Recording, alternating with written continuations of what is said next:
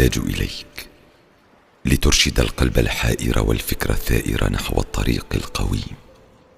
أحتاجك في لحظات فقد تتهاوى فيها كل الدنيا، فما يهزني هذا الفراغ إذا كنت أنت راضيا.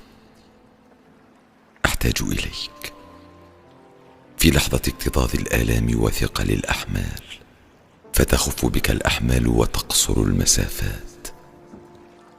أحتاجك بريقا ينير عتمتي، وضميرا يوقظ غفوتي، وعزيمة ترفع همتي، وأنيسا يبدد وحشتي.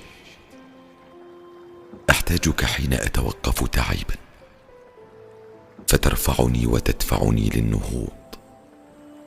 تحيرني البداية، فترشدني رسائلك. تغيب النهاية عني، فتحييها بإشارة منك. أحتاجك حين تغزوني الجراح، فأجدني أبحث من حولي عن قرآن فجر يحيي. أحتاجك لتسكن روحي ويطمئن قلبي وتهدأ ثورة عقلي، وأستقوي بك في مواجهة الشدائد. وما أظنك تاركي يا الله.